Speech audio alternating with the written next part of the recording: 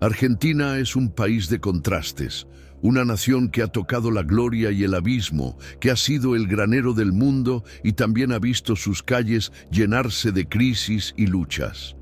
Es una historia de conquistas, sueños, traiciones y resurgimientos. ¿Cuántas veces Argentina ha estado al borde del colapso? ¿Y cuántas veces ha renacido con más fuerza? Si alguna vez sentiste que este país tiene un destino marcado por la lucha y la pasión, este recorrido por su historia es para vos. Porque entender el pasado no es solo recordar, es descubrir las claves que explican quiénes somos hoy y hacia dónde podemos ir.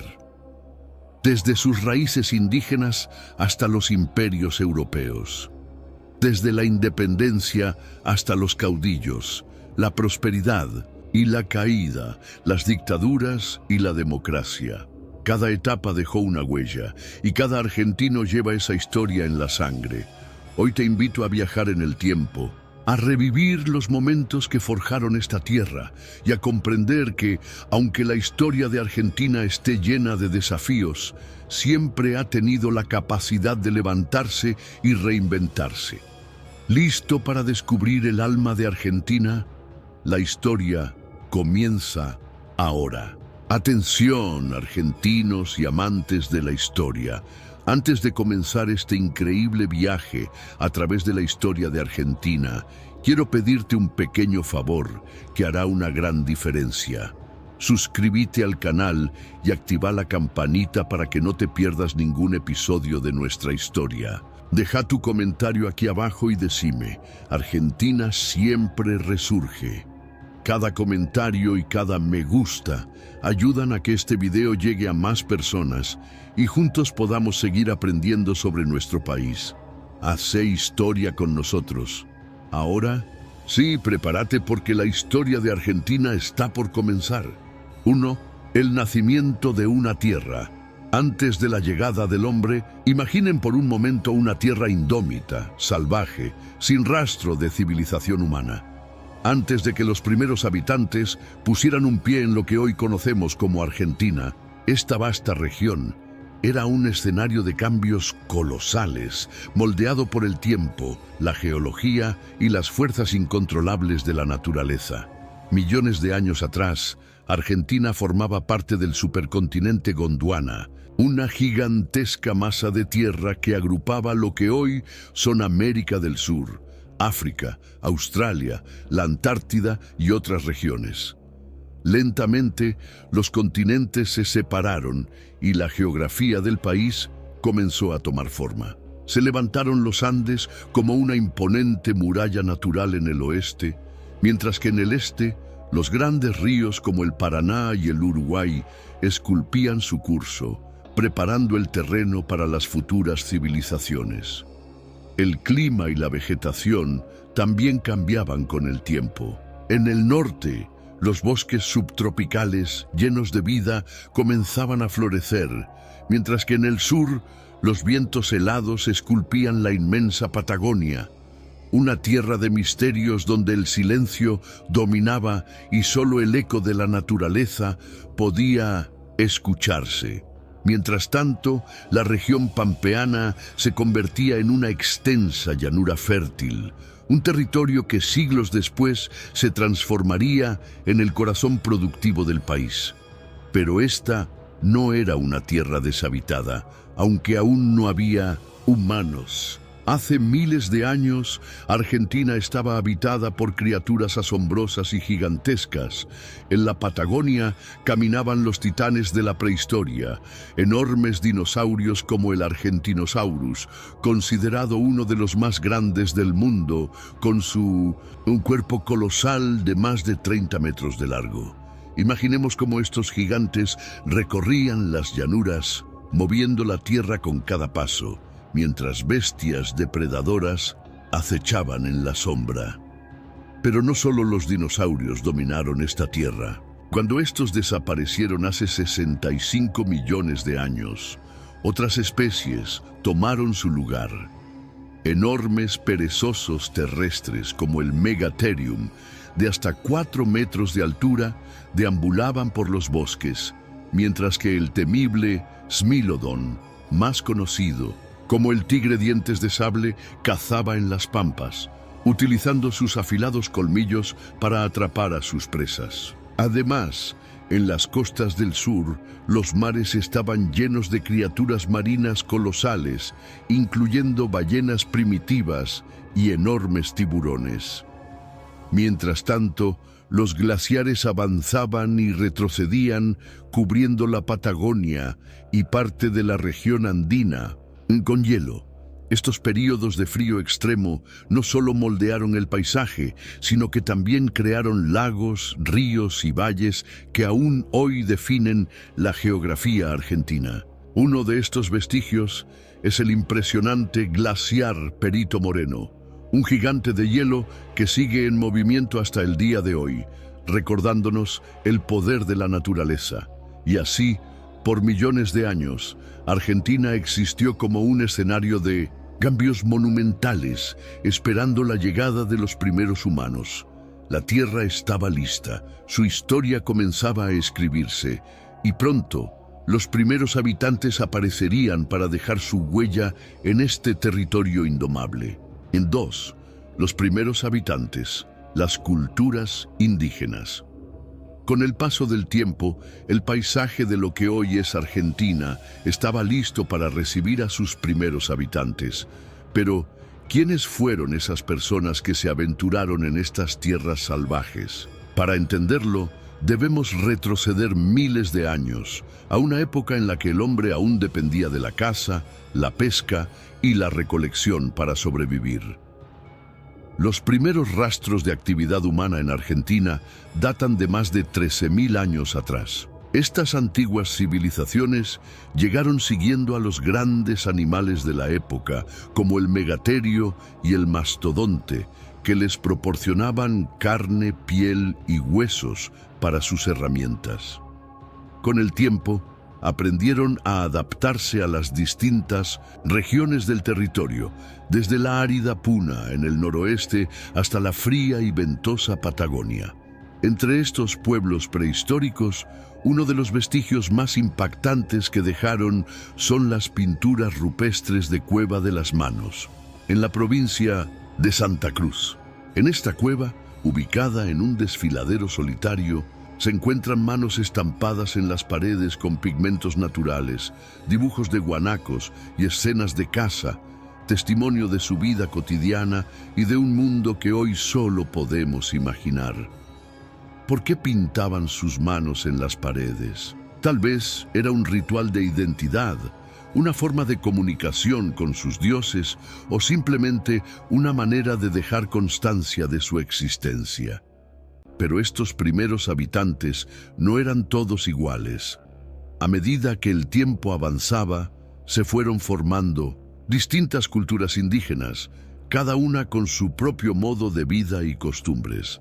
En el noroeste argentino, influenciados por el poderoso Imperio Inca, los diaguitas y calchaquíes desarrollaron avanzados sistemas de cultivo, construyeron terrazas en las montañas y crearon cerámicas decoradas con gran maestría. Eran sociedades organizadas, con jefes y guerreros que vivían en pueblos fortificados como El Xincal, una ciudad incaica en pleno territorio argentino. Mientras tanto, en la región central y pampeana, los querandíes eran nómadas cazadores y pescadores. Su vida giraba en torno a la caza del venado y la recolección de raíces y frutos silvestres. Se dice que eran guerreros fuertes y resistentes, expertos en el uso de la boleadora, un arma que más tarde sería adoptada por los gauchos.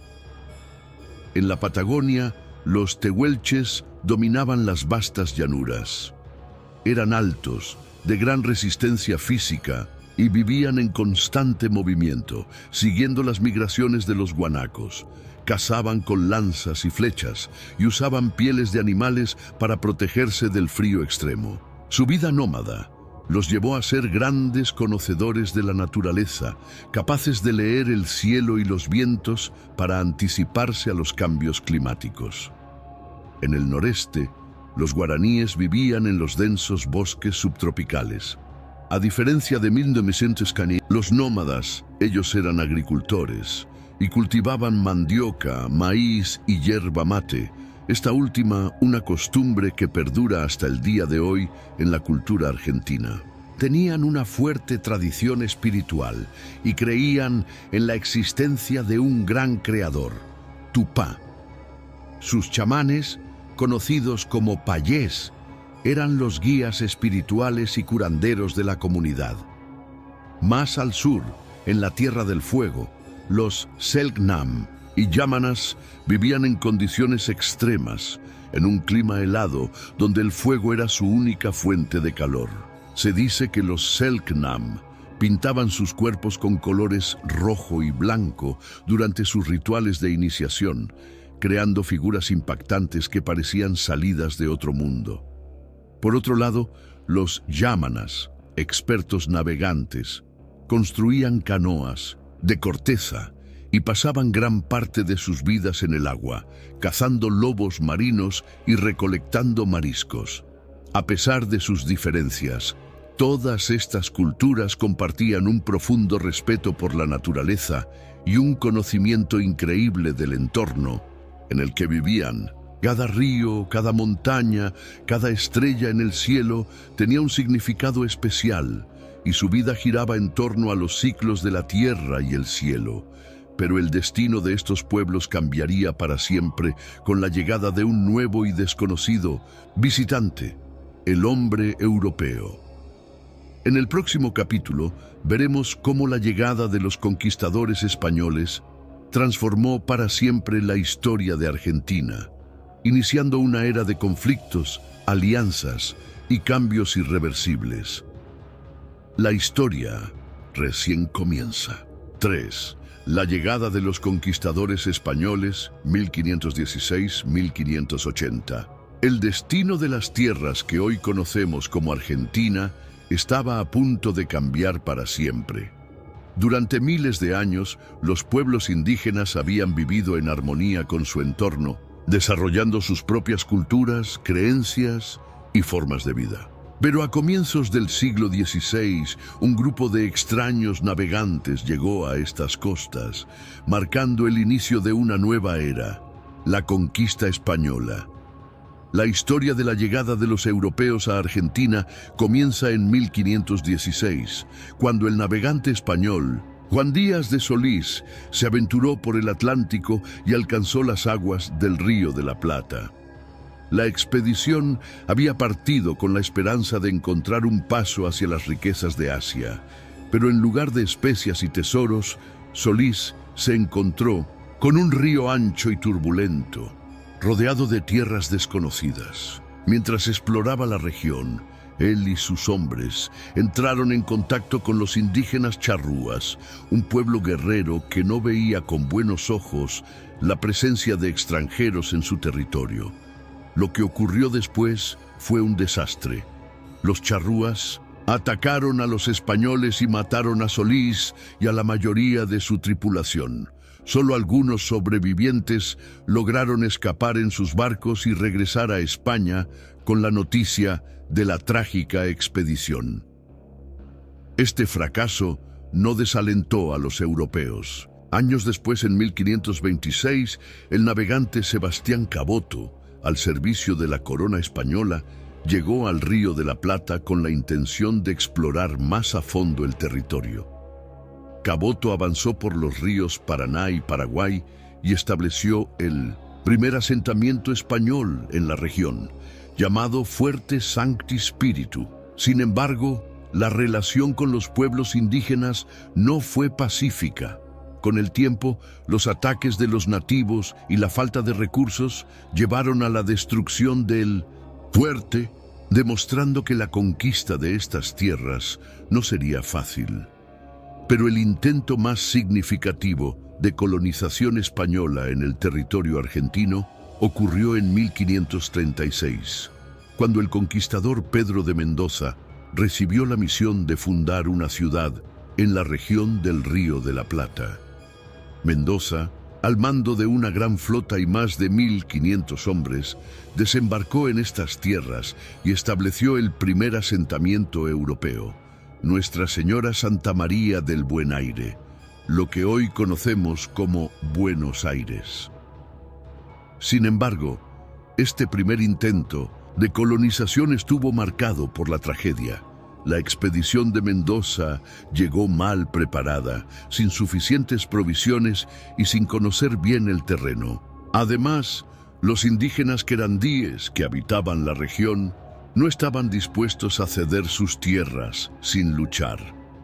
Al principio hubo un intercambio de alimentos y bienes, pero pronto las tensiones aumentaron. Cuando los españoles comenzaron a exigir más recursos y a tratar con violencia a los nativos, los querandíes se levantaron en una feroz resistencia.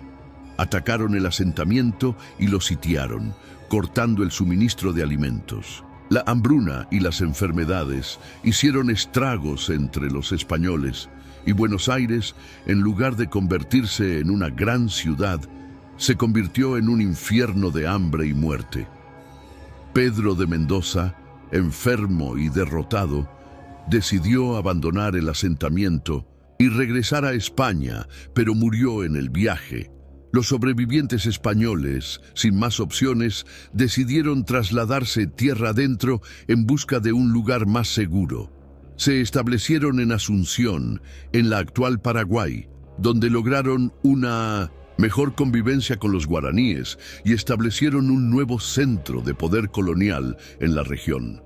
Buenos Aires quedó en ruinas y fue abandonada. Pasaron más de 40 años hasta que otro español, Juan de Garay, en 1580 refundó la ciudad con una nueva expedición. Esta vez, la colonización fue más organizada y con una mejor relación con los pueblos indígenas de la zona.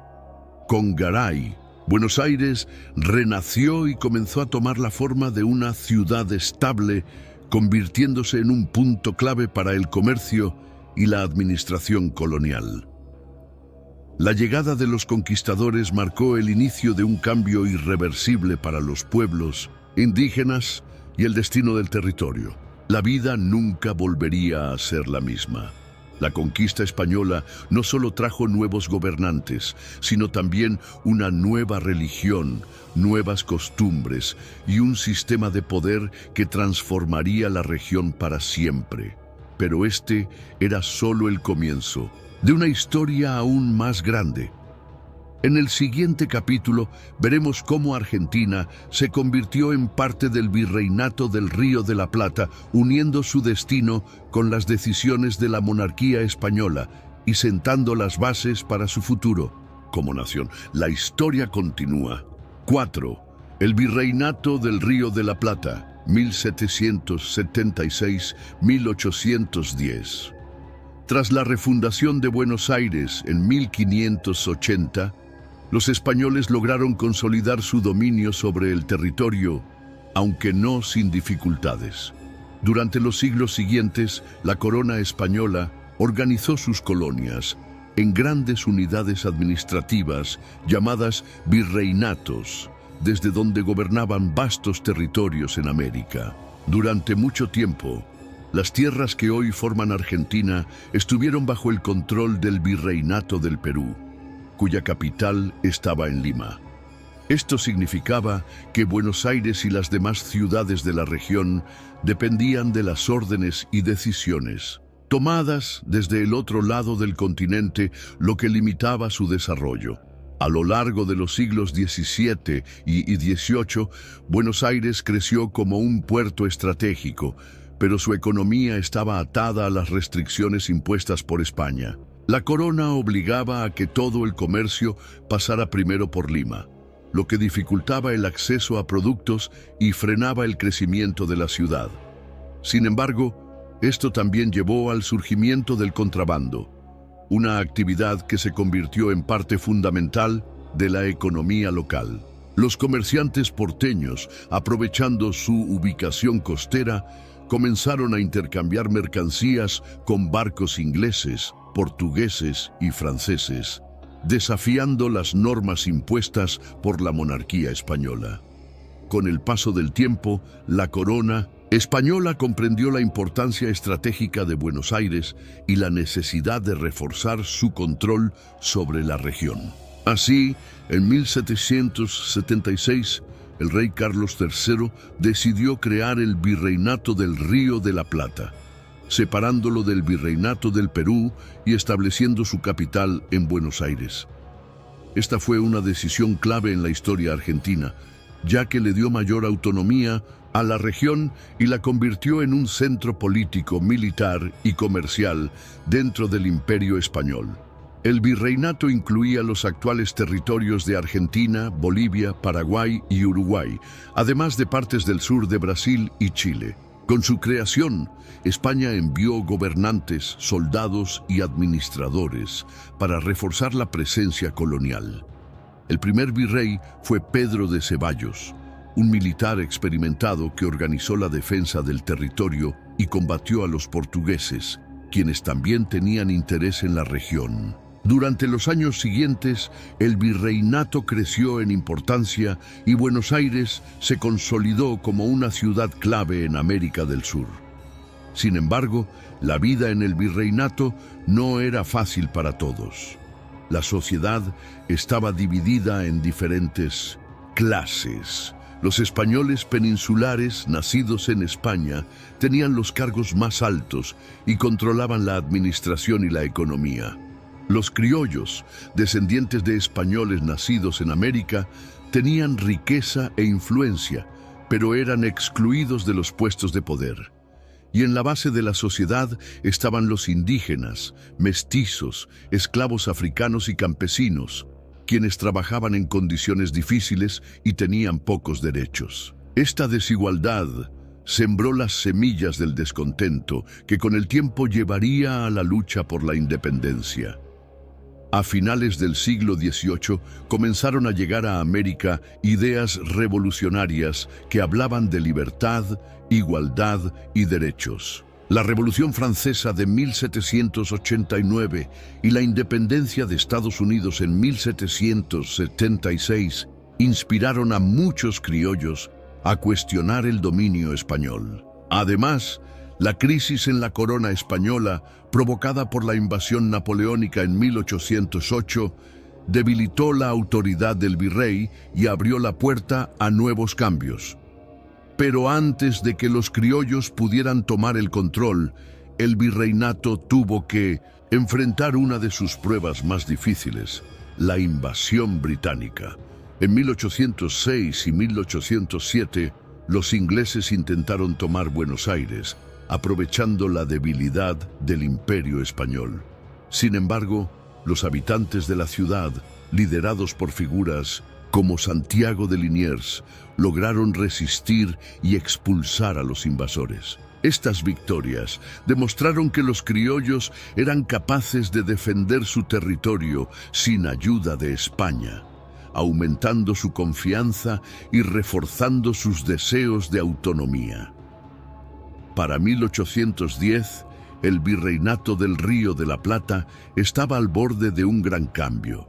El descontento con el virrey, la influencia de las ideas revolucionarias y la crisis en España crearon el escenario perfecto para el inicio de la lucha por la independencia. El 25 de mayo de 1810, Buenos Aires se levantó contra el dominio español en la histórica Revolución de Mayo, marcando el comienzo de una nueva etapa en la historia argentina. En el próximo capítulo, exploraremos en detalle cómo se desarrolló esta revolución, quiénes fueron sus protagonistas y cómo Argentina dio sus primeros pasos hacia la independencia. La historia continúa. Momento clave. Si llegaste hasta acá, es porque la historia de Argentina te atrapó tanto como a nosotros. Pero ahora te necesito a vos. Pausa un segundo y verifica si ya estás suscrito al canal. Si todavía no lo hiciste, este es el momento. Compartí este video con alguien que ame la historia de Argentina, tanto como vos. Cada vez que compartís, ayudás a que más personas descubran esta increíble historia y juntos mantengamos viva nuestra memoria. Seguimos adelante, porque lo mejor está por venir. Y 5. La Revolución de Mayo y el camino a la independencia, 1810-1816. La historia de Argentina estaba a punto de dar un giro radical. Durante más de 200 años, el territorio había estado bajo el control del Imperio Español, primero como parte del Virreinato del Perú y luego del Virreinato del Río de la Plata. Pero a comienzos del siglo XIX, los vientos de cambio soplaban con fuerza en toda América, y Buenos Aires no sería la excepción. El año 1810 marcó un punto de inflexión. España estaba sumida en una profunda crisis. En 1808, el emperador francés Napoleón Bonaparte había invadido la península ibérica y obligado al rey español Fernando VII a abdicar. En su lugar, Napoleón puso en el trono a su propio hermano, José Bonaparte, lo que generó un estallido de resistencia en España y una gran incertidumbre en sus colonias. Si el rey legítimo ya no gobernaba, debían los virreinatos seguir obedeciendo a un monarca impuesto por los franceses.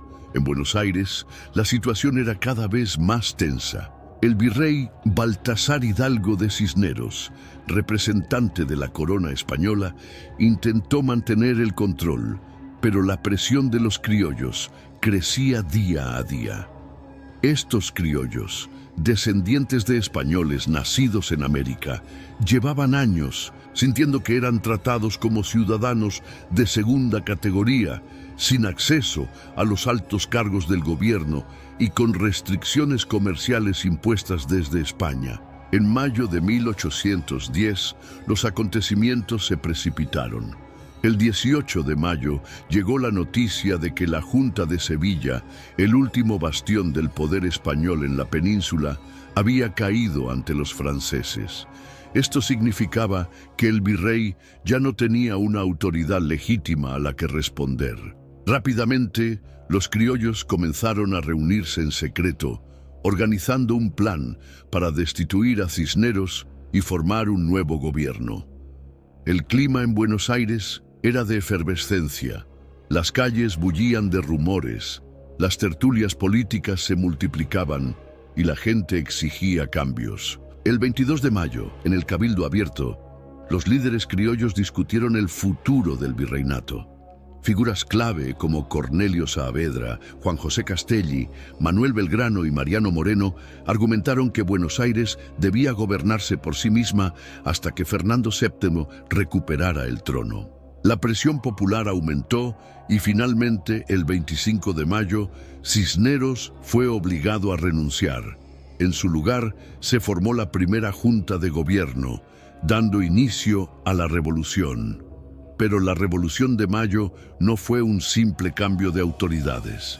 Fue el comienzo de un largo y complejo proceso de independencia que llevó 6 años de guerras, acuerdos y conflictos internos.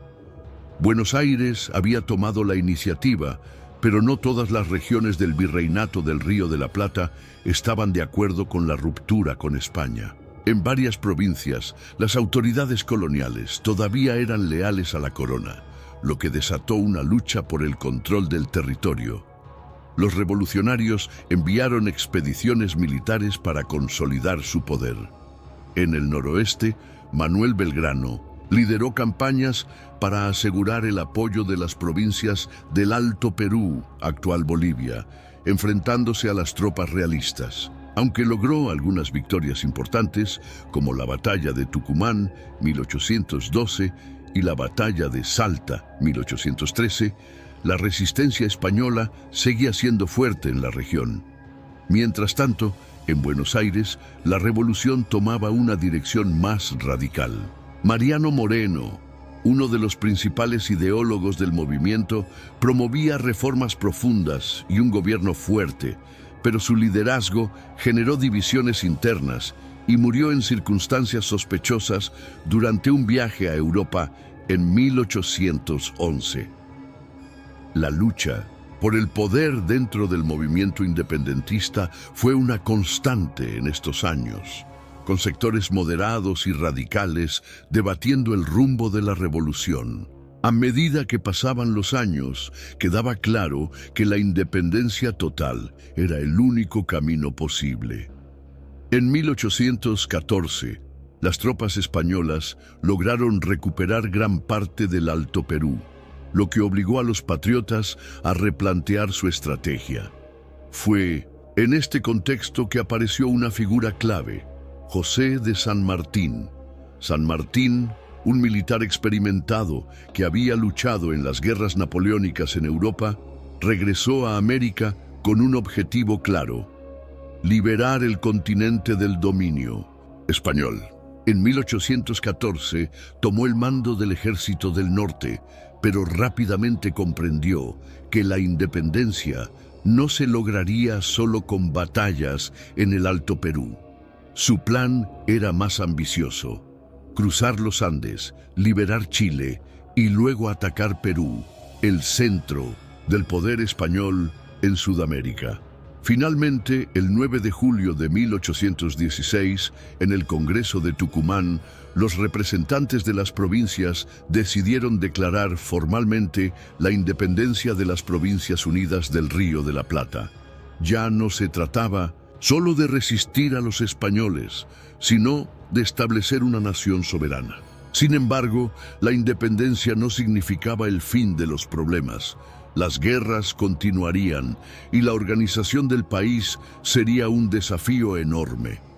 La historia argentina acababa de comenzar su capítulo más importante.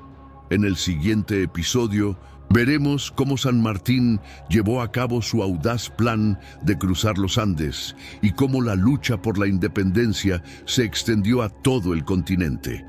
La aventura continúa. Y 6. Guerras civiles y el caos de la Organización Nacional, 1816-1852. Aunque el 9 de julio de 1816 Argentina había declarado oficialmente su independencia, la estabilidad y la unidad estaban lejos de alcanzarse. Si bien ya no estaban bajo el dominio español, las Provincias Unidas del Río de la Plata se enfrentaban ahora a una nueva lucha: decidir cómo se gobernaría el país y quién tendría el poder. La independencia no fue el final de los conflictos, sino el comienzo de un período marcado por guerras civiles, enfrentamientos entre caudillos y disputas entre Buenos Aires y las provincias. El país, que todavía no tenía una constitución clara ni un gobierno central sólido, se dividió en dos grandes facciones: unitarios y federales. Unitarios versus federales. La lucha por el control del país. Los unitarios eran, en su mayoría, líderes de Buenos Aires que querían un gobierno centralizado con el poder concentrado en la capital. Creían que Buenos Aires, por su puerto y su comercio internacional, debía ser la cabeza de la nación y tomar las decisiones políticas y económicas para todo el territorio. Por otro lado, los federales representaban a las provincias del interior, que querían un sistema descentralizado donde cada región pudiera tener autonomía para gobernarse sin depender de Buenos Aires. Muchos de ellos eran caudillos, líderes, locales con poder militar y gran influencia en sus comunidades. La falta de consenso llevó a una serie de enfrentamientos armados que sumieron al país en el caos. Uno de los primeros conflictos se desató cuando José de San Martín, tras su exitosa campaña en Chile y Perú, regresó a Buenos Aires en 1822 y vio con tristeza que sus compatriotas estaban más preocupados por pelear entre ellos que por consolidar la independencia. Decepcionado, decidió retirarse y exiliarse en Europa, dejando a la Argentina a su suerte en medio de un panorama desordenado y violento. El primer intento de organización, la Constitución de 1826. En medio de esta inestabilidad, en 1826 se intentó establecer la primera Constitución Nacional, impulsada por los unitarios que buscaban crear una república con un gobierno fuerte en Buenos Aires. El presidente elegido fue Bernardino Rivadavia, un líder unitario que intentó modernizar el país y centralizar el poder en la capital.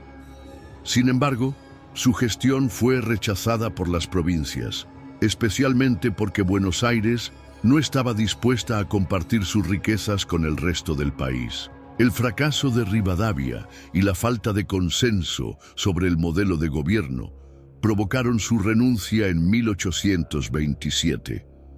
Las provincias se negaron a aceptar la Constitución y el país volvió a dividirse en regiones autónomas sin un gobierno nacional fuerte. Juan Manuel de Rosas y la era de la Mazorca, 1829-1852. En este contexto de fragmentación surgió una figura clave, Juan Manuel de Rosas, un caudillo federal que gobernó la provincia de Buenos Aires y que con el tiempo se convirtió en el líder más poderoso del país. Rosas gobernó con mano dura y estableció un régimen basado en la represión de sus opositores. Su gobierno se caracterizó por el uso del terror político a través de la Mazorca, una organización paramilitar que perseguía, encarcelaba y ejecutaba a quienes se oponían a su mandato. Bajo el gobierno de Rosas, Buenos Aires se aisló del resto de las provincias, manteniendo el control del puerto y del comercio exterior. Su política proteccionista benefició a la economía de la ciudad, pero generó resentimiento en el interior del país, donde las provincias sentían que Buenos Aires actuaba como un estado independiente. Sin embargo, Rosas también tuvo que enfrentar amenazas externas. En 1838 y 1845, Francia e Inglaterra bloquearon el puerto de Buenos Aires para presionar a su gobierno. Rosas resistió con éxito estos ataques y se convirtió en un símbolo de la defensa de la soberanía nacional. Pero mientras su figura crecía en Buenos Aires, su control sobre el interior del país comenzaba a debilitarse. La caída de Rosas y el inicio de una nueva etapa, 1852. El poder de Rosas finalmente se derrumbó en 1852, cuando Justo José Mindaday Urquiza, un caudillo de la provincia de Entre Ríos, se rebeló contra él y lideró un ejército en la batalla de Caseros. La derrota de Rosas marcó el fin de su gobierno y el comienzo de una nueva era en la historia argentina. Rosas huyó al exilio en Inglaterra, donde pasó el resto de su vida lejos de la política. Tras su caída, Argentina enfrentó un nuevo desafío: unir al país bajo una constitución que fuera aceptada por todas las provincias. En el próximo capítulo veremos cómo se estableció la Constitución de 1853, sentando las bases del país moderno y dando inicio a la Argentina que conocemos hoy.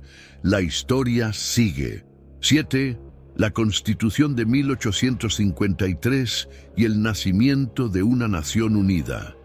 La caída de Juan Manuel de Rosas en 1852, tras la batalla de Caseros, marcó el fin de una era de gobierno autoritario y el inicio de un nuevo intento por organizar el país bajo un sistema estable y unificado.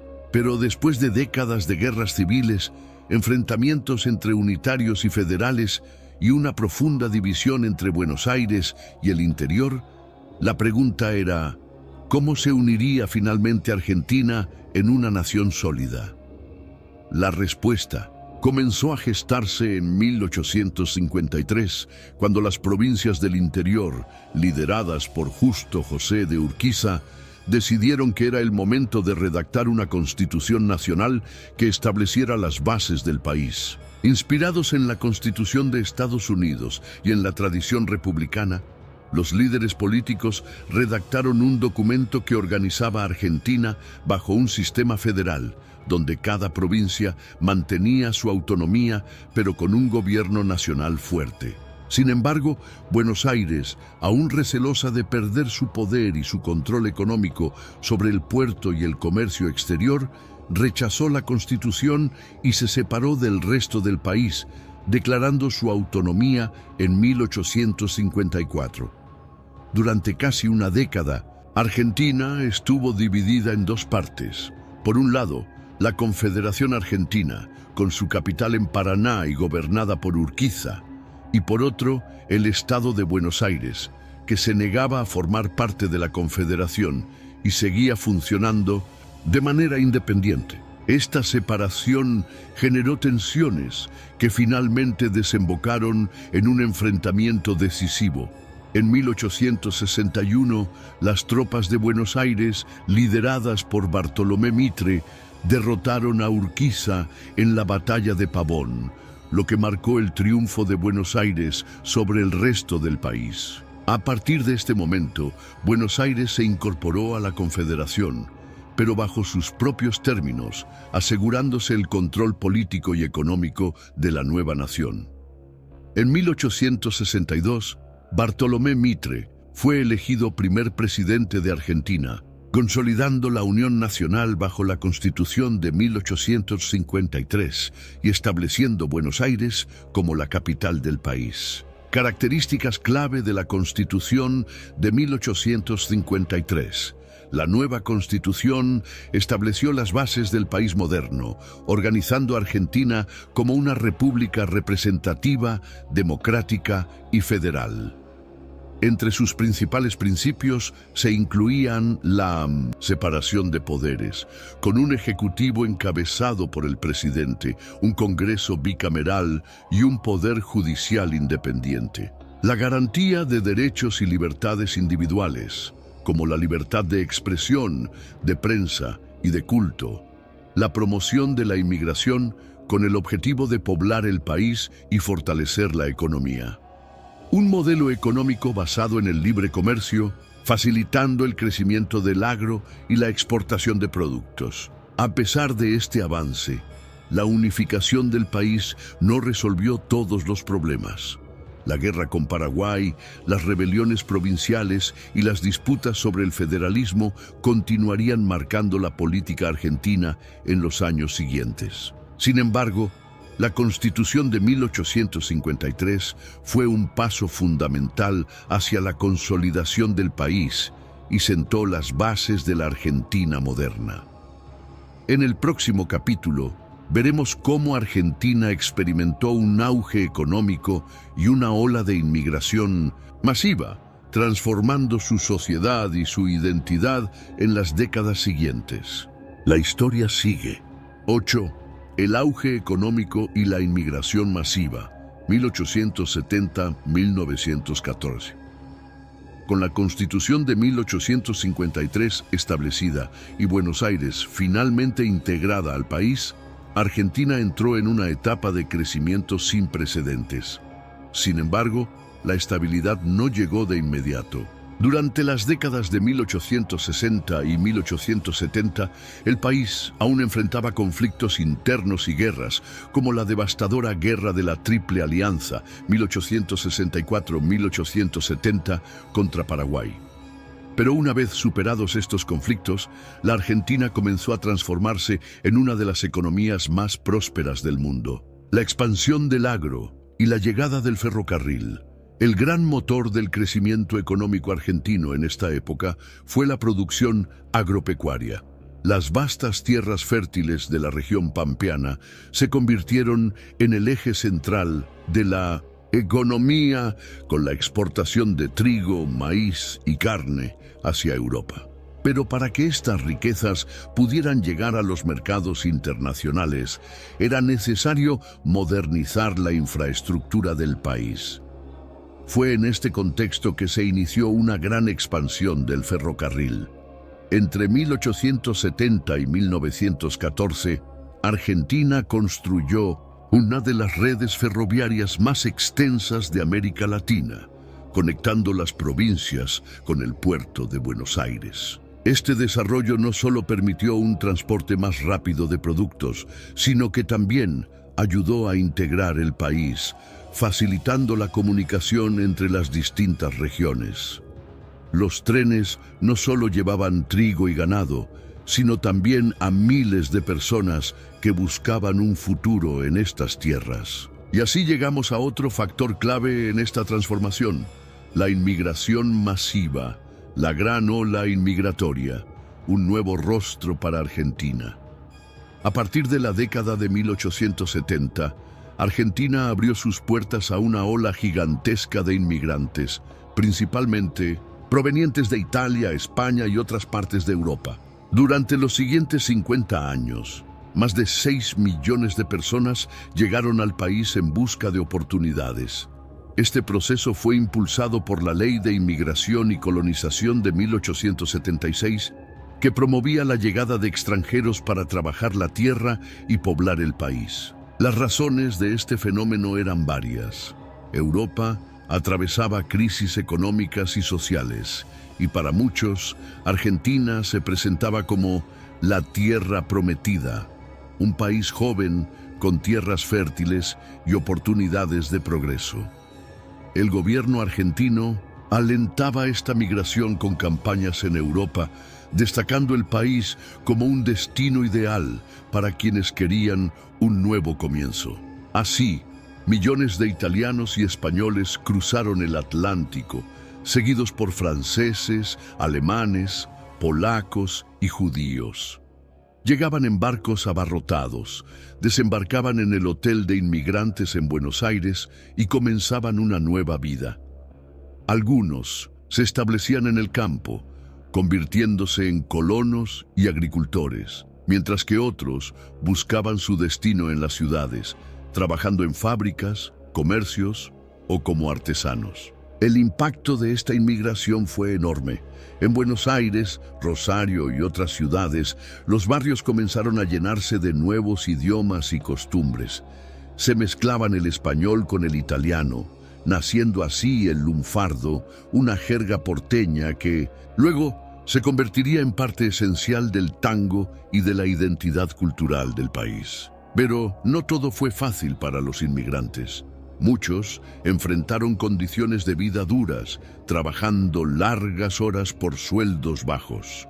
Surgieron villas miseria en las grandes ciudades, reflejando las desigualdades sociales que crecerían con el tiempo. Sin embargo, con esfuerzo y perseverancia, muchos de estos inmigrantes lograron ascender socialmente, abriendo pequeños negocios, enviando a sus hijos a la escuela y construyendo una nueva identidad argentina. Argentina, la granero del mundo. A finales del siglo XIX y principios del XX, Argentina se había convertido en una de las economías más pujantes del mundo. Se la conocía como el granero del mundo, ya que exportaba enormes cantidades de trigo, carne y lana a Europa. La ciudad de Buenos Aires creció aceleradamente, transformándose en una metrópoli moderna con avenidas elegantes, grandes edificios y un estilo de vida europeo.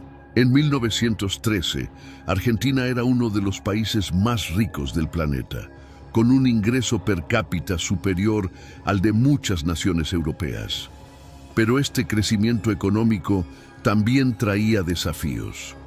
La desigualdad social aumentaba, y en las fábricas y talleres comenzaban a surgir movimientos obreros que exigían mejores condiciones laborales. El país estaba en plena transformación. A medida que Argentina avanzaba hacia el siglo XX, se encontraba en la cúspide de su prosperidad económica, pero también enfrentaba nuevas tensiones sociales y políticas que definirían su futuro. En el próximo capítulo veremos cómo Argentina enfrentó la Primera Guerra Mundial y cómo los cambios globales impactaron en su economía y su sociedad. La historia continúa. Un alto en la historia. Si estás disfrutando este viaje por la historia de Argentina, te pido un pequeño gesto que hace una gran diferencia. Dale me gusta a este video para que el algoritmo lo recomiende a más personas y asegúrate de estar suscrito al canal, así no te perdés ningún episodio de nuestra increíble historia. Cada clic cada me gusta y cada suscripción ayudan a que más argentinos y amantes de la historia encuentren este contenido. Hace que la historia llegue más lejos. Seguimos porque todavía queda mucho por descubrir. 9. La Primera Guerra Mundial y la neutralidad argentina, 1914-1918. A comienzos del siglo XX, Argentina era una potencia en ascenso, reconocida por su economía próspera, su fuerte producción agropecuaria y su creciente urbanización. Buenos Aires se había transformado en una de las ciudades más modernas del continente, con grandes avenidas, edificios de estilo europeo y un intenso movimiento comercial. Sin embargo, en 1914, un evento inesperado cambiaría el panorama mundial. El estallido de la Primera Guerra Mundial. Europa, el principal socio comercial de Argentina, quedó atrapada en un conflicto de dimensiones catastróficas. Las principales potencias del mundo, Reino Unido, Francia, Alemania y Rusia, entraron en guerra y el continente se convirtió en un campo de batalla devastador. Millones de soldados fueron enviados a luchar en trincheras, mientras que las economías europeas se volcaron completamente al esfuerzo bélico. Para Argentina, el conflicto representaba un desafío y una oportunidad. Al no estar directamente involucrada en la guerra, el país tuvo que decidir qué postura tomar. La pregunta era: ¿debía Argentina alinearse con alguna de las potencias o mantener su neutralidad? La decisión de la neutralidad. Desde el inicio del conflicto, el gobierno argentino, bajo la presidencia de Victorino de la Plaza, tomó la decisión de mantenerse neutral. Esta postura fue sostenida por su sucesor, Hipólito Yrigoyen, quien asumió la presidencia en 1916. La neutralidad tenía varias razones estratégicas: evitar el involucramiento en una guerra ajena. Argentina no tenía razones directas para participar en el conflicto. A diferencia de otros países, no enfrentaba amenazas territoriales ni intereses militares en Europa. Proteger su economía. Argentina dependía de la exportación de alimentos y materias primas, principalmente hacia Europa. Si se aliaba con un bando, corría el riesgo de perder mercados importantes. División interna. Dentro del país, las opiniones estaban divididas. La comunidad británica y francesa apoyaban a los aliados, Reino Unido y Francia, mientras que los inmigrantes alemanes e italianos simpatizaban con las potencias centrales, Alemania y Austria-Hungría. Tomar partido podría generar tensiones internas. A pesar de la neutralidad oficial, Argentina siguió comerciando con Europa. El país se convirtió en un proveedor clave de carne, trigo y otros alimentos para los aliados, que necesitaban abastecer a sus ejércitos y a sus poblaciones civiles. Esto trajo consigo un auge económico temporal, ya que la demanda de productos argentinos aumentó considerablemente. Impacto de la guerra en la economía argentina. Si bien la guerra al principio favoreció la economía argentina, también trajo consigo problemas. El bloqueo naval impuesto por Reino Unido afectó el comercio con Alemania, y las dificultades del transporte marítimo hicieron que algunas exportaciones se redujeran. Además, con Europa enfocada en la guerra, las inversiones extranjeras en 1918, Argentina disminuyeron, generando incertidumbre en el mercado. La falta de productos manufacturados europeos afectó a la industria local, pero también incentivó el desarrollo de la industria nacional, ya que Argentina tuvo que producir internamente lo que antes importaba. Fue un primer paso hacia la industrialización del país, aunque aún de forma limitada. En el plano social, el conflicto impactó a la población inmigrante. Muchos europeos que habían llegado a Argentina en busca de una vida mejor vieron con preocupación cómo sus países de origen se desangraban en la guerra. Algunos regresaron para unirse a los ejércitos de sus naciones, mientras que otros enviaban dinero a sus familias en Europa. El escándalo del caso Luxburg, uno de los momentos más tensos de la neutralidad argentina, ocurrió en 1917, con el escándalo del caso Luxburg. Se descubrió que el embajador alemán en Buenos Aires, Karl von Luxburg, había enviado mensajes secretos a su gobierno sugiriendo que los submarinos alemanes hundieran barcos argentinos sin dejar rastro. Cuando estos mensajes fueron interceptados por la inteligencia británica y publicados por la prensa, causaron una gran indignación en Argentina. Se generaron protestas y algunos sectores exigieron que el país rompiera relaciones con Alemania. Sin embargo, el presidente Hipólito Yrigoyen mantuvo la neutralidad y simplemente expulsó al embajador alemán, evitando que Argentina entrara en el conflicto. El final de la guerra y las consecuencias para Argentina. En 1918, la Primera Guerra Mundial llegó a su fin con la victoria de los aliados. Europa quedó devastada, con economías destruidas y millones de muertos. Para Argentina, el final de la guerra trajo consigo una caída en la demanda de sus exportaciones, ya que Europa ya no necesitaba importar tantos alimentos y materias primas como durante el conflicto. Además, la crisis económica mundial de la posguerra afectó los precios de los productos argentinos, lo que generó dificultades económicas y descontento social en el país. A pesar de haber logrado mantenerse fuera de la guerra, Argentina no pudo evitar los impactos globales de un mundo que estaba cambiando. Un país en transformación.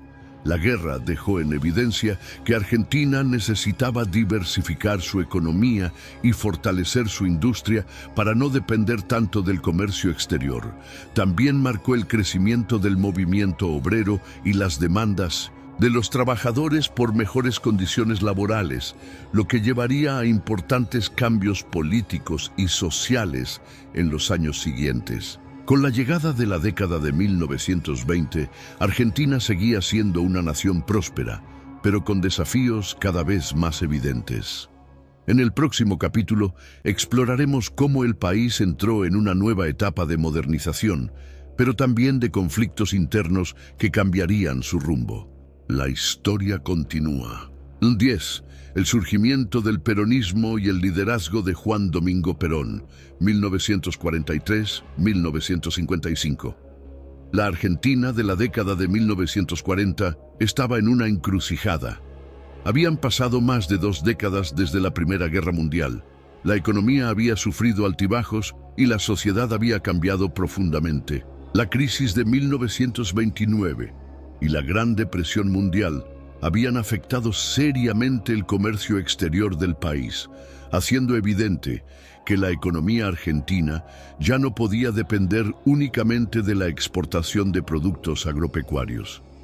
A esto se sumaban las crecientes tensiones sociales, con un movimiento obrero cada vez más fuerte y un escenario político en constante transformación. En 1943, en medio de la Segunda Guerra Mundial, Argentina vivió un nuevo golpe de Estado. El país había permanecido neutral durante gran parte del conflicto, pero la presión internacional crecía, especialmente de los Estados Unidos, que querían que Argentina se alineara con los aliados. Fue en este contexto que un grupo de militares nacionalistas, conocidos como el Grupo de Oficiales Unidos, GOU, tomaron el poder y establecieron un gobierno de facto.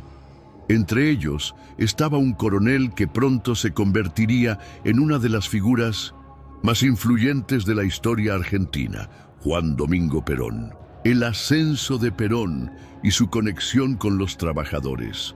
Desde su puesto en la Secretaría de Trabajo y Previsión, Perón comenzó a forjar una alianza con los trabajadores, promoviendo políticas que mejoraban sus condiciones laborales y otorgaban derechos sociales inéditos hasta ese momento. Entre sus medidas más importantes se encontraban jornadas laborales de 8 horas, con pago de horas extras, vacaciones pagas, un beneficio que antes no existía para muchos trabajadores, salario mínimo y protección contra despidos arbitrarios, jubilaciones y pensiones, ampliando la cobertura de seguridad social. Estas medidas convirtieron a Perón en una figura popular entre la clase obrera, que lo veía como un líder que realmente defendía sus intereses.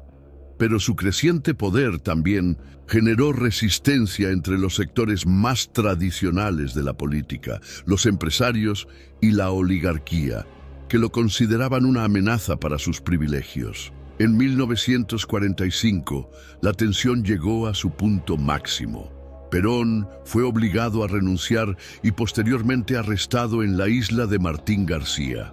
Sin embargo, el 17 de octubre de ese mismo año, una masiva movilización de trabajadores salió a las calles de Buenos Aires exigiendo su liberación. Miles de personas, especialmente obreros de las fábricas y sectores populares, se concentraron en la Plaza de Mayo en un acto sin precedentes. Finalmente, Perón fue liberado, y este día quedó marcado en la historia como el Día de la Lealtad peronista, considerado el nacimiento oficial del movimiento peronista. Con un respaldo popular inmenso, Perón se presentó como candidato en las elecciones presidenciales de 1946 y ganó con amplia mayoría. A partir de ese momento, iniciaría un gobierno que cambiaría la estructura política y social del país. El primer gobierno de Perón, 1946-1952. Una vez en el poder, Perón impulsó una serie de reformas económicas y sociales bajo un modelo de justicia social, independencia económica y soberanía política. Su objetivo era construir una Argentina más equitativa, con un fuerte desarrollo industrial y una clase trabajadora empoderada. Entre sus principales políticas se destacan nacionalización de empresas estratégicas como los ferrocarriles, el gas, la electricidad y el Banco Central. Fomento de la industria nacional, reduciendo la dependencia de la exportación agropecuaria. Creación del Instituto Nacional de Previsión Social, ampliando el sistema de jubilaciones.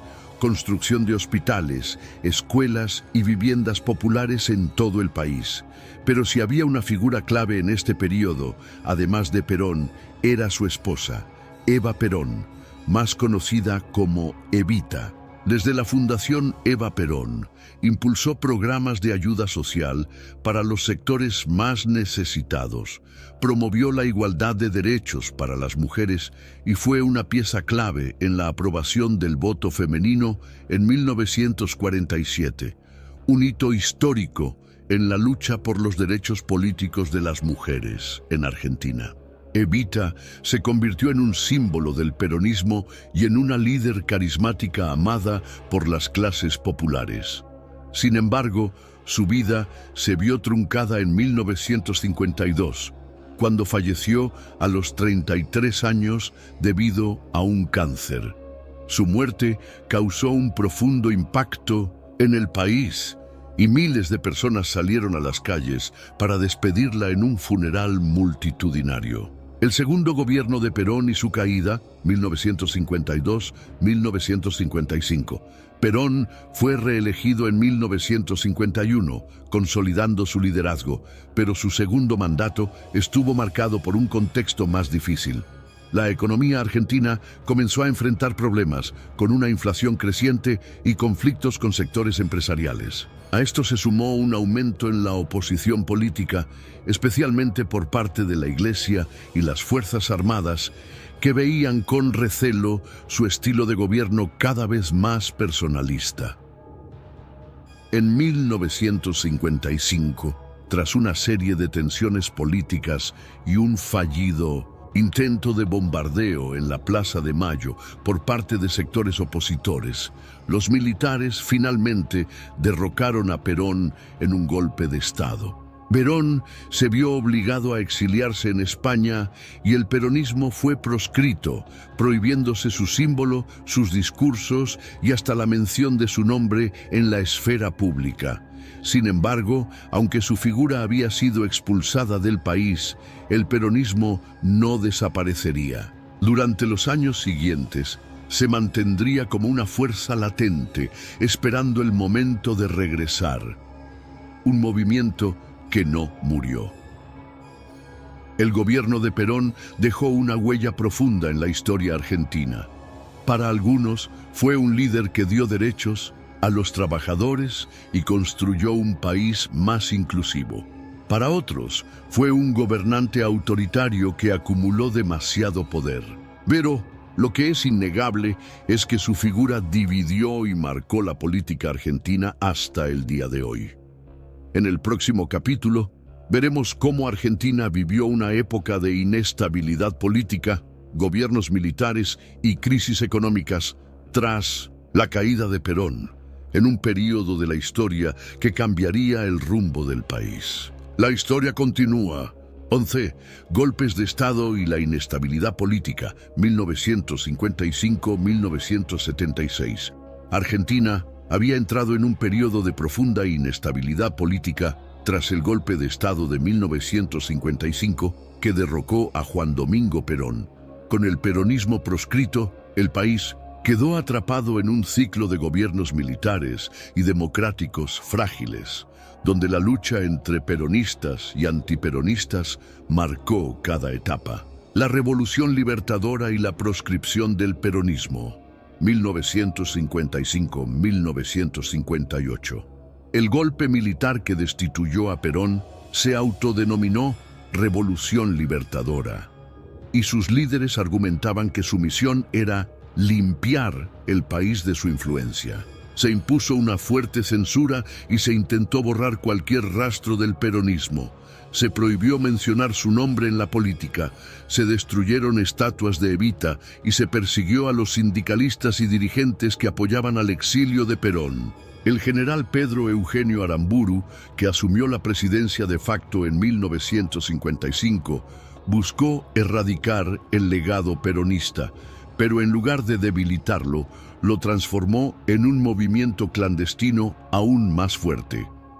La represión generó resistencia en las calles y los trabajadores que antes habían apoyado a Perón comenzaron a organizarse en sindicatos y movimientos opositores. Para dar una apariencia de estabilidad democrática, en 1958 se convocaron elecciones, pero había un problema. El peronismo aún estaba prohibido. Sin embargo, el candidato Arturo Frondizi, de la Unión Cívica Radical Intransigente, hizo un acuerdo secreto con Perón en el exilio para obtener el apoyo de los peronistas, a cambio de permitir su regreso a la política. Frondizi ganó las elecciones, pero su intento de equilibrar las fuerzas políticas duró poco. Gobiernos débiles y nuevas intervenciones militares, 1958-1966. Frondizi intentó llevar adelante una política de desarrollo industrial y apertura económica, pero su mandato estuvo marcado por constantes presiones militares y conflictos con la oposición. En 1962, el gobierno no logró controlar la tensión entre peronistas y antiperonistas y los militares lo derrocaron nuevamente. Argentina entró en una espiral de gobiernos militares y civiles sin estabilidad. En 1963 fue elegido presidente Arturo Illia, un líder radical moderado, pero su gobierno también fue saboteado desde dentro. Los sectores más poderosos del país, incluyendo las Fuerzas Armadas y los grupos económicos, veían con recelo su política de intervención estatal y su actitud débil frente al resurgimiento del peronismo. Finalmente, en 1966, un nuevo golpe de Estado encabezado por el general Juan Carlos Onganía instauró una dictadura llamada la Revolución Argentina. Onganía aplicó una política de mano dura, persiguiendo la militancia política y estudiantil y reprimiendo cualquier intento de resistencia. Un claro ejemplo fue la Noche de los Bastones Largos, en 1966, cuando la policía irrumpió en las universidades golpeando y arrestando a profesores y estudiantes que protestaban contra la intervención militar en la educación. La radicalización política y el regreso del peronismo, 1969-1973. A finales de la década de 1960, la sociedad argentina se encontraba dividida y polarizada. Por un lado, el gobierno militar reprimía cualquier intento de oposición, pero por otro lado, las manifestaciones populares aumentaban. En 1969, el descontento social estalló en el Cordobazo, una revuelta obrera y estudiantil en la ciudad de Córdoba que marcó el inicio de una etapa de luchas cada vez más violentas contra la dictadura. Con el país en crisis, los militares no pudieron sostener el gobierno y en 1973 convocaron elecciones. Esta vez, el peronismo ya no estaba prohibido y con el apoyo de una gran parte de la sociedad, Héctor Cámpora, un dirigente cercano a Perón, fue elegido presidente. Pero el verdadero objetivo de los peronistas era traer de vuelta a su líder. Así, en junio de 1973, Juan Domingo Perón regresó a la Argentina tras 18 años de exilio en un evento multitudinario conocido como el Regreso de Perón. Sin embargo, la alegría por su retorno se vio empañada por un episodio violento. En el aeropuerto de Ezeiza, el peronismo se encontraba dividido entre su ala más tradicional y sectores de izquierda más radicalizados, lo que terminó en un enfrentamiento armado con decenas de muertos. Finalmente, Cámpora renunció y en septiembre de 1973, Perón fue electo presidente por tercera vez, con su esposa Isabel Perón como vicepresidenta. Pero su retorno no significó la paz para Argentina. Crisis política y la antesala de una nueva dictadura, 1973-1976. La Argentina de los años 70 estaba marcada por una creciente violencia política. Mientras el gobierno intentaba controlar las disputas internas del peronismo, grupos armados de izquierda, como Montoneros, llevaban adelante atentados y secuestros en busca de una revolución. Al mismo tiempo, sectores ultraconservadores y la derecha peronista respondían con represión y asesinatos, liderados por la organización parapolicial AAA, Alianza Anticomunista Argentina. En medio de este caos, Perón murió en julio de 1974, dejando el país en manos de su esposa Isabel Perón, quien no tenía el liderazgo ni la capacidad para manejar la crisis. Su gobierno estuvo marcado por la violencia creciente y la crisis económica, con una inflación descontrolada y enfrentamientos entre sectores políticos y militares. En marzo de 1976, el ejército tomó nuevamente el poder con un golpe de Estado, instaurando la dictadura más sangrienta de la historia argentina. Un país en crisis. El periodo entre 1955 y 1976 fue una de las épocas más turbulentas de la historia argentina. Golpes de Estado, gobiernos frágiles, violencia política y crisis económicas marcaron estas 2 décadas de inestabilidad. La lucha entre peronistas y antiperonistas, los conflictos entre izquierda y derecha y la intervención constante de los militares impidieron que el país encontrara una verdadera estabilidad.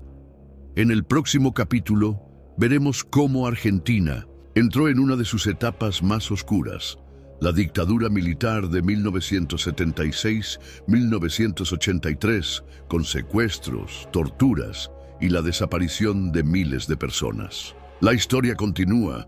12. La última dictadura militar y la Guerra de Malvinas, 1976-1983. Argentina ingresaba en uno de los periodos más oscuros de su historia. El país, sumido en el caos político y económico, con una creciente violencia entre sectores armados, crisis social y una presidenta debilitada, se convirtió en el escenario perfecto para la intervención de las Fuerzas Armadas. En la madrugada del 24 de marzo de 1976, los militares tomaron el poder y derrocaron a Isabel Perón, instaurando una dictadura que llevaría al país a un capítulo de horror y represión sin precedentes. El golpe de Estado marcó el inicio de 1900, la autodenominada Proceso de Reorganización Nacional, una dictadura que impuso terror, censura y persecución política en todo el territorio argentino. El terrorismo de Estado y los años de plomo. A diferencia de golpes anteriores, esta dictadura no solo tomó el control del gobierno, sino que implementó un sistema de represión planificado y sistemático contra cualquier persona que fuera considerada una amenaza al régimen. El objetivo principal de la dictadura era eliminar cualquier rastro de oposición, especialmente aquellos vinculados al peronismo de izquierda, al comunismo y a los movimientos sindicales y estudiantiles. Para esto, el gobierno militar estableció un plan de desaparición forzada de personas, con secuestros, torturas y asesinatos de miles de ciudadanos. Las víctimas eran llevadas a centros clandestinos de detención, lugares oscuros donde los prisioneros eran interrogados y sometidos a torturas brutales. Uno de los más emblemáticos fue la Escuela de Mecánica de la Armada, ESMA, en Buenos Aires, donde miles de personas fueron detenidas ilegalmente. Muchos de ellos fueron víctimas de los vuelos de la muerte, una práctica en la que los prisioneros eran arrojados vivos al mar desde aviones militares.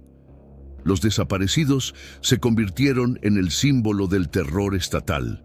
Se estima que entre 30 personas fueron secuestradas y asesinadas por el régimen, entre ellas estudiantes, periodistas, sindicalistas, intelectuales y cualquier ciudadano que fuera sospechoso de estar en contra del gobierno. Las madres de Plaza de Mayo, la resistencia en medio del horror, en medio del terror. Un grupo de mujeres comenzó a desafiar al régimen con una valentía inquebrantable. Las madres de Plaza de Mayo, madres de desaparecidos, comenzaron a reunirse en la Plaza de Mayo frente a la Casa Rosada, exigiendo respuestas sobre el paradero de sus hijos. Con sus pañuelos blancos en la cabeza, marchaban en círculos cada semana, desafiando la represión y convirtiéndose en un símbolo de resistencia en medio del horror. La crisis económica y el fin del apoyo popular. A nivel económico, la dictadura implementó un modelo neoliberal liderado por José Alfredo Martínez de Hoz, ministro de Economía. Se abrieron las importaciones, se favoreció la especulación financiera y se redujeron los derechos laborales. Al principio, hubo una sensación de estabilidad, pero pronto el modelo colapsó. La deuda externa aumentó, la industria nacional se debilitó y la inflación se disparó. Para 1981, el descontento social crecía, y la dictadura, que había contado con cierto apoyo en los primeros años, comenzaba a perder legitimidad.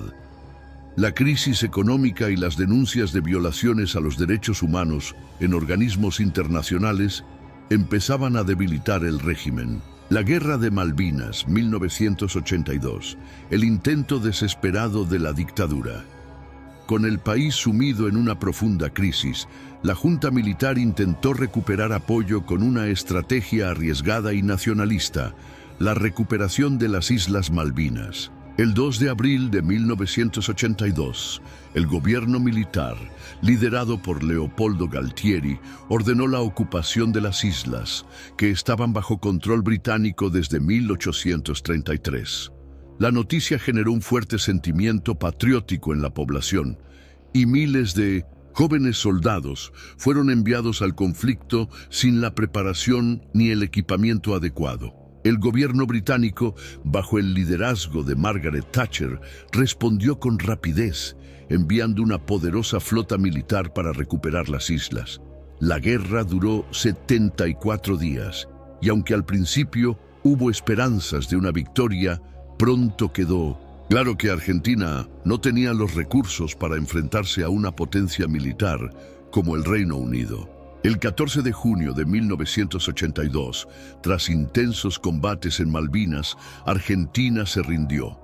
La derrota dejó al país en estado de shock.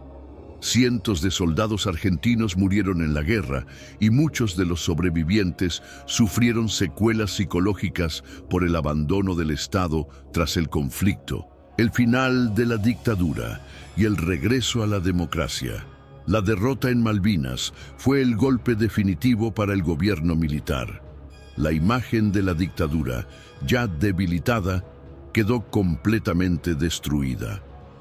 En medio de protestas y presiones internacionales, los militares se vieron obligados a convocar elecciones democráticas. El 30 de octubre de 1983, tras 7 años de terror, Argentina celebró elecciones libres. El radical Raúl Alfonsín fue elegido presidente, poniendo fin a la dictadura y marcando el regreso de la democracia. Un país herido, pero con esperanza. El periodo entre 1976 y 1983 dejó heridas profundas en la sociedad argentina. El país había vivido uno de los capítulos más oscuros de su historia, con miles de desaparecidos, una guerra innecesaria y una crisis económica devastadora. Pero con el regreso de la democracia, también llegó la esperanza de reconstrucción. En el próximo capítulo, veremos cómo Argentina enfrentó el desafío de la justicia y la memoria, con los juicios a los militares y la lucha por los derechos humanos en la nueva etapa democrática. La historia continúa. Hagamos que esta historia llegue más lejos. Si estás disfrutando este recorrido por la historia de Argentina, te invito a ser parte de esta misión. Compartí este video con alguien que también ame la historia. Un amigo, un familiar, alguien que necesita conocer estos hechos. Cada vez que compartís, ayudás a que más personas descubran nuestra historia. Y deja tu comentario. Argentina tiene una historia increíble. Cuantos más comentarios haya, más personas podrán encontrar este video y aprender con nosotros.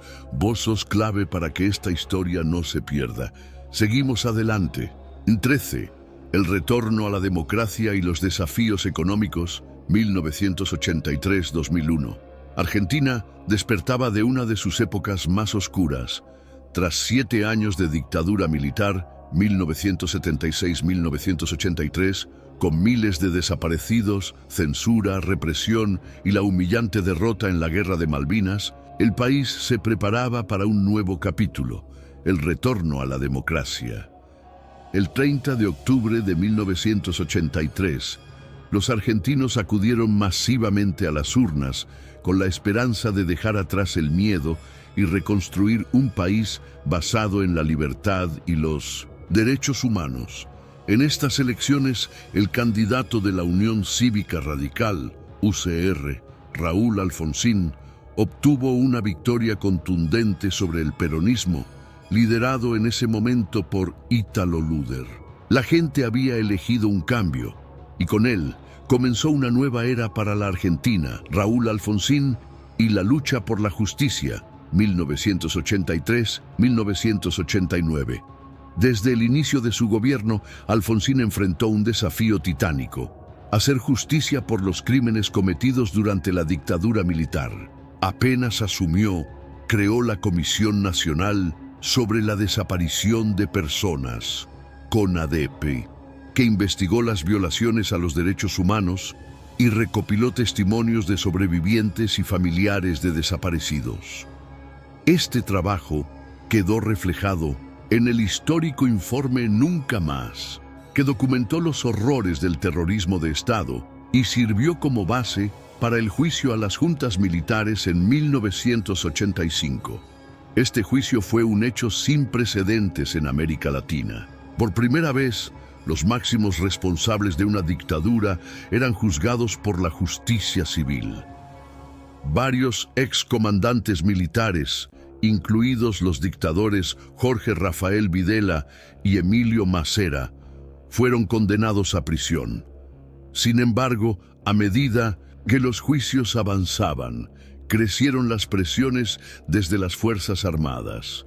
En 1987, grupos militares realizaron levantamientos conocidos como las rebeliones carapintadas, exigiendo el fin de los procesos judiciales. Para evitar un nuevo golpe de Estado, el gobierno promulgó las polémicas leyes de Punto Final, 1986, y Obediencia Debida, 1987, que limitaron las investigaciones y protegieron a muchos militares de ser juzgados. Mientras tanto, en el plano económico, la situación era desesperante. La crisis heredada de la dictadura incluía una deuda externa descomunal y una inflación que se disparaba sin control. En 1989, la hiperinflación alcanzó niveles catastróficos, con precios que cambiaban varias veces al día. El país entró en caos, con saqueos en los supermercados y protestas en las calles.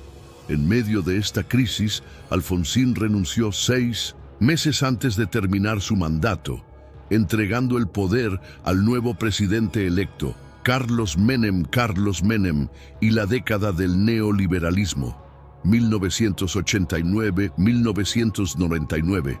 Carlos Menem, un peronista con una imagen populista, asumió en medio de una grave crisis económica.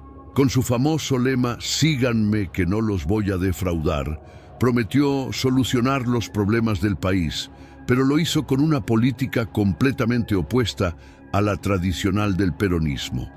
Aplicó un modelo neoliberal, privatizando gran parte del Estado. Junto con su ministro de Economía, Domingo Cavallo, implementó la convertibilidad, un sistema que ató el peso argentino al dólar en una relación de 1:1. Esto ayudó a detener la hiperinflación y generó una sensación de estabilidad económica, atrayendo inversiones extranjeras. Las privatizaciones fueron masivas. YPF, Aerolíneas Argentinas, los ferrocarriles, el sistema de telecomunicaciones y muchas empresas estatales fueron vendidas al sector privado. Esto modernizó algunos servicios, pero también significó la pérdida de miles de puestos de trabajo, aumentando el desempleo y la precarización laboral. Al mismo tiempo, Menem reconstruyó las relaciones con el mundo, especialmente con Estados Unidos y el Fondo Monetario Internacional, FMI. Durante su gobierno, Argentina fue llamada el alumno modelo del FMI, ya que aplicó todas las reformas recomendadas por los organismos internacionales. Sin embargo, a finales de los años 90, la fragilidad del modelo económico empezó a hacerse evidente. La deuda externa seguía creciendo y el país se volvía cada vez más dependiente de los préstamos internacionales. Mientras la economía mostraba signos de agotamiento, la corrupción dentro del gobierno de Menem se hacía cada vez más notoria. A pesar de las denuncias y escándalos, Menem logró modificar la Constitución en 1994, permitiéndose a sí mismo la reelección y ganando un segundo mandato en 1995. Sin embargo, esta nueva gestión estuvo marcada por un aumento del desempleo, el cierre de fábricas y el crecimiento de la pobreza, que contrastaban con la estabilidad económica de los primeros años, Fernando de la Rúa y el colapso del 2001. En 1999, tras 10 años de gobierno menemista, Argentina eligió a Fernando de la Rúa de la alianza UCR y Frepaso con la esperanza de una política más austera y menos corrupta. Pero la crisis económica ya era inminente. De la Rúa mantuvo la política de convertibilidad, $1, letras $1, Pero el país estaba asfixiado por la deuda externa y la recesión. El desempleo alcanzaba niveles alarmantes y la pobreza iba en aumento. En un intento desesperado por salvar la economía, en 2001, su ministro de Economía, Domingo Cavallo, impuso el corralito, una medida que prohibía a los ciudadanos retirar dinero de sus cuentas bancarias. El corralito desató el caos social más grande de las últimas décadas. El 19 y 20 de diciembre de 2001, miles de personas salieron a las calles para protestar contra el gobierno, golpeando cacerolas en una manifestación espontánea conocida como el cacerolazo. La represión fue brutal. La policía mató a más de 30 personas en distintos puntos del país.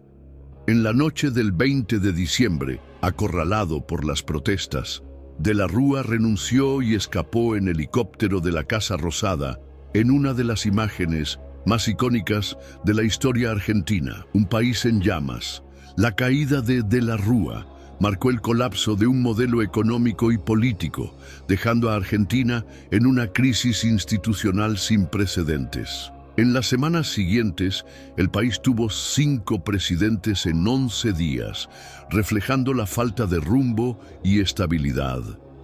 La Argentina del 2001 estaba destruida. Con más de 50% de pobreza, una deuda externa impagable y una sociedad cansada de la corrupción y la injusticia. Sin embargo, de ese caos surgiría un nuevo ciclo político que cambiaría la historia del país. En el próximo capítulo veremos cómo Argentina resurgió de la crisis con la llegada de Néstor Kirchner y la reconstrucción económica y social de la década siguiente. La historia continúa. 14. Kirchnerismo y la transformación del siglo XXI, 2003-2015. Después del colapso de 2001, Argentina quedó sumida en una de las peores crisis de su historia.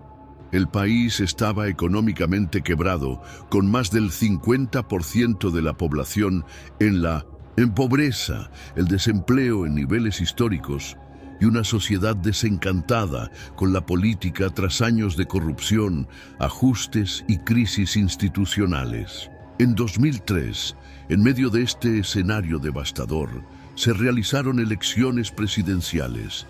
Aunque el expresidente Carlos Menem fue el candidato más votado en la primera vuelta, decidió retirarse del balotaje al notar que su derrota era inminente. Así, el 25 de mayo de 2003, asumió la presidencia Néstor Kirchner, un político hasta entonces poco conocido a nivel nacional, pero que con el tiempo se convertiría en una de las figuras más influyentes de la política argentina. Néstor Kirchner, el resurgimiento de Argentina, 2003-2007. Desde el inicio de su gobierno, Kirchner tomó decisiones firmes para recuperar la economía, restablecer la confianza en la política y fortalecer el Estado. Con una estrategia de crecimiento basada en la reindustrialización, el estímulo al consumo interno y la renegociación de la deuda externa, logró estabilizar la situación y generar un período de crecimiento económico sostenido. Algunas de sus principales políticas fueron renegociación de la deuda externa. En 2005, Kirchner llevó adelante una reestructuración de la deuda con el FMI y los acreedores privados, logrando una importante quita en los pagos y priorizando la independencia económica del país. Política de derechos humanos. Reabrió los juicios por crímenes de lesa humanidad cometidos durante la dictadura militar, anulando las leyes de obediencia debida y punto final, lo que permitió que los responsables de la represión volvieran a ser juzgados. Fomento de la industria y el empleo. Se promovió la producción nacional con medidas proteccionistas, lo que ayudó a reducir el desempleo y fortalecer el mercado interno. Aumento del gasto social. Kirchner destinó una gran parte del presupuesto a programas sociales, educación y salud pública, buscando mejorar la calidad de vida de los sectores más vulnerables. Gracias a estas políticas, Argentina logró recuperarse de la crisis de 2001 y en pocos años el país experimentó un notable crecimiento económico, con una reducción significativa de la pobreza y el desempleo. Sin embargo, el kirchnerismo también generó divisiones en la sociedad, con sectores que apoyaban su liderazgo y otros que lo acusaban de autoritarismo y corrupción. Cristina Fernández de Kirchner, la continuidad del modelo 2007-2015. En 2007, Néstor Kirchner decidió no presentarse a la reelección y en su lugar lo hizo su esposa, Cristina Fernández de Kirchner, quien ganó las elecciones con amplio margen, convirtiéndose en la primera mujer en ser electa presidenta de Argentina. Su gobierno continuó con las políticas iniciadas por Néstor, pero con un estilo más confrontativo y con una agenda marcada por nuevas reformas y conflictos con distintos sectores. Entre sus principales medidas se destacan nacionalización de YPF y Aerolíneas Argentinas. En 2012, Cristina decidió estatizar YPF, la principal empresa petrolera del país que había sido privatizada durante el menemismo. También recuperó Aerolíneas Argentinas, argumentando que era clave para el desarrollo nacional. Asignación Universal por Hijo, AUH. Se implementó este programa de asistencia social para familias de bajos recursos, brindando un subsidio mensual para garantizar la escolarización y vacunación de los niños. Conflicto con el campo. En 2008, el gobierno impulsó un aumento de las retenciones a las exportaciones agropecuarias, lo que generó una fuerte protesta del sector rural. Durante meses, el país vivió un enfrentamiento entre el gobierno y los productores agropecuarios, con cortes de rutas y tensiones políticas. Enfrentamiento con los medios de comunicación. Se aprobó la Ley de Medios Audiovisuales, que buscaba limitar la concentración de poder de los grandes grupos mediáticos como el Grupo Clarín. Esta medida intensificó el conflicto entre el gobierno y la prensa opositora. En 2010, un acontecimiento marcó la historia del kirchnerismo: el fallecimiento de Néstor Kirchner. Su muerte generó un fuerte impacto en la política argentina y una masiva movilización de apoyo, consolidando aún más a Cristina como líder del movimiento. En 2011, Cristina fue reelecta con más del 54% de los votos, logrando uno de los triunfos más amplios de la historia democrática del país. Sin embargo, su segundo mandato estuvo marcado por una creciente polarización política, denuncias de corrupción y problemas económicos. El final de la era kirchnerista y el camino hacia una nueva etapa. A pesar del crecimiento económico de los primeros años, en la segunda mitad de su gestión, el gobierno de Cristina enfrentó dificultades económicas, con un aumento de la inflación, restricciones cambiarias y una creciente deuda externa. La oposición política se fortaleció y comenzaron a surgir nuevos liderazgos. En 2015, tras 12 años de kirchnerismo, Cristina dejó el poder al perder las elecciones frente a Mauricio Macri, quien asumió con la promesa de un cambio de rumbo para el país. Un legado marcado por transformaciones y divisiones. El periodo 2003-2015 fue uno de los más intensos de la historia reciente de Argentina. Por un lado, se logró la recuperación económica y social tras la crisis de 2001, con mejoras en empleo, derechos humanos y políticas sociales. Pero por otro lado, la gestión kirchnerista también generó conflictos con distintos sectores de la sociedad y dejó una huella de fuerte polarización política. En el próximo capítulo, veremos cómo Argentina ingresó en una nueva etapa con el gobierno de Mauricio Macri, la crisis económica que volvió a golpear al país y el regreso del peronismo con Alberto Fernández. La historia continúa.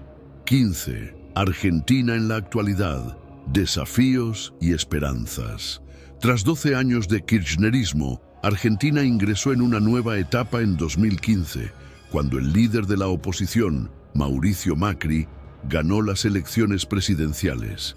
Macri, ex jefe de gobierno de la ciudad de Buenos Aires y referente de la coalición Cambiemos, llegó al poder con la promesa de poner fin al ciclo del peronismo en el Ejecutivo y modernizar la economía del país. El gobierno de Mauricio Macri, 2015-2019, el intento de cambio y la crisis económica.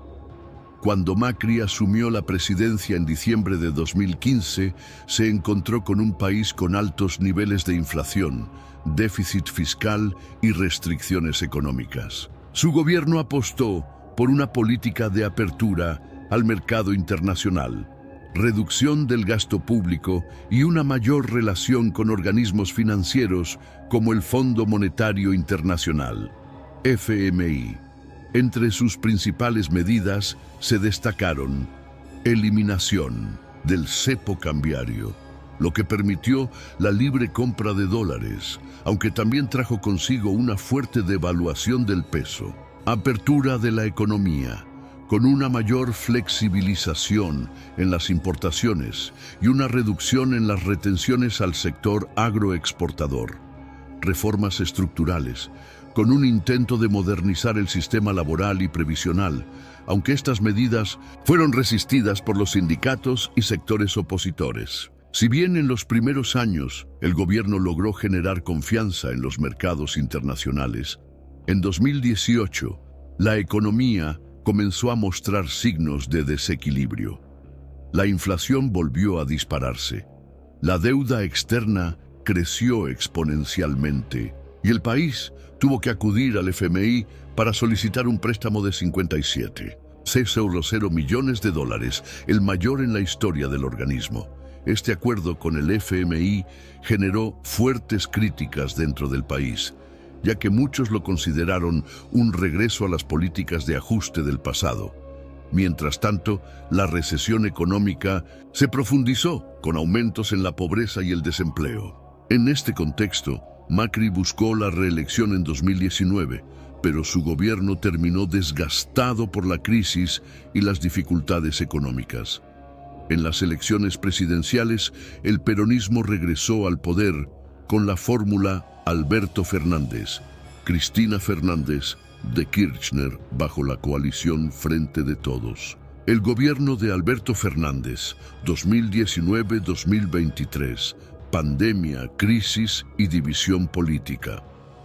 Cuando Alberto Fernández asumió la presidencia en diciembre de 2019, Argentina ya enfrentaba una situación económica delicada, con una inflación elevada y un alto nivel de deuda. Sin embargo, apenas 3 meses después de asumir, el mundo entero se vio golpeado por un evento inesperado: la pandemia de COVID-19.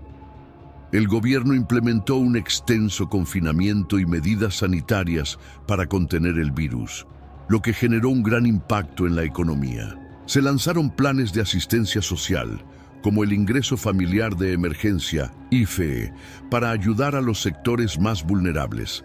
No obstante, la cuarentena prolongada generó un fuerte debate en la sociedad, con sectores que la apoyaban y otros que la criticaban por el impacto en el empleo y la producción. En el plano económico, la situación se volvió aún más crítica. La deuda con el FMI, heredada del gobierno anterior, seguía siendo un problema central y la inflación alcanzó niveles récord. La pobreza superó el 40%, mientras que el dólar seguía aumentando su cotización frente al peso. La gestión de Alberto Fernández estuvo marcada por internas dentro de su propio gobierno, con constantes tensiones entre el presidente y su vicepresidenta, Cristina Fernández de Kirchner. Mientras Fernández intentaba negociar con los sectores más moderados, Cristina presionaba por medidas más intervencionistas, lo que generó divisiones dentro del oficialismo. En 2023, con una economía golpeada y un clima de descontento generalizado, el gobierno peronista perdió fuerza y en las elecciones presidenciales de ese año, Argentina tomó un rumbo inesperado. el ascenso de Javier Milei y la nueva etapa política, 2023, actualidad.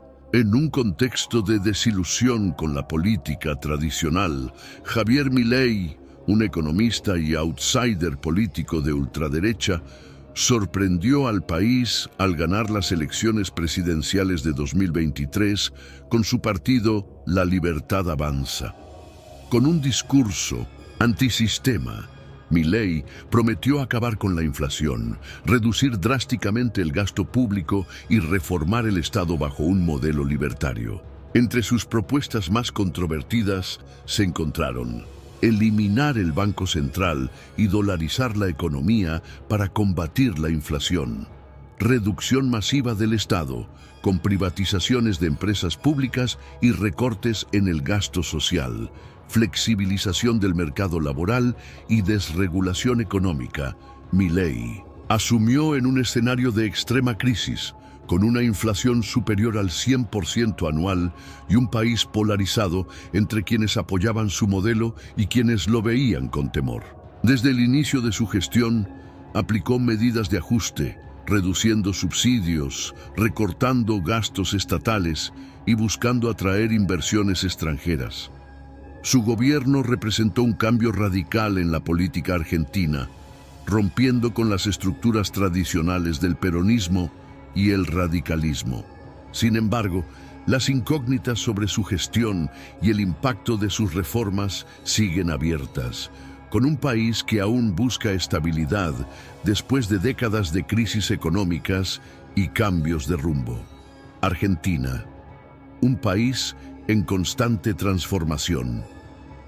Lo largo de su historia, Argentina ha demostrado ser un país resiliente, con una capacidad única de reinventarse en medio de las crisis. Desde la independencia hasta la actualidad, ha atravesado dictaduras, guerras, bonanzas económicas y colapsos financieros, pero siempre ha encontrado la manera de seguir adelante.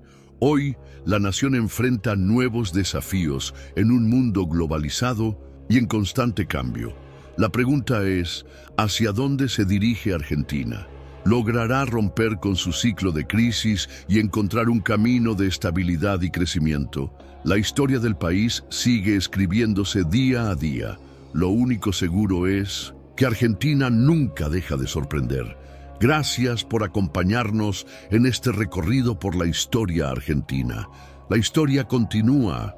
Argentina ha atravesado guerras, dictaduras, crisis y momentos de gloria. Ha sido tierra de esperanza y de desencanto, de grandes sueños y profundas heridas. Pero si hay algo que define a este país, es su capacidad de resistir, de reinventarse y de seguir adelante una y otra vez. A lo largo de su historia, ha conocido el poder de la unión y el dolor de la división. Ha celebrado victorias y ha aprendido de sus fracasos. Y hoy, más que nunca, su historia nos recuerda que el destino de Argentina no está escrito, sino que se construye con cada paso que damos. Si el pasado nos enseña algo, es que siempre hay una salida, siempre hay una oportunidad para cambiar el rumbo. Y esa oportunidad comienza con el conocimiento, con la memoria, con la decisión de no repetir los errores y de apostar por un futuro mejor, porque la historia de Argentina no termina aquí. La seguimos escribiendo juntos. Llegamos al final de este increíble viaje por la historia de Argentina. Ahora quiero saber tu opinión. ¿Qué te pareció este video? Deja tu comentario aquí abajo y contame qué parte de la historia te impactó más. Cada comentario ayuda a que más personas descubran este contenido y aprendan sobre nuestra historia. Tu voz hace la diferencia. Y antes de irte, no olvides darle me gusta y suscribirte al canal. Así seguimos creciendo juntos y trayéndote más historias apasionantes. Gracias por ser parte de esto. Nos vemos en el próximo video.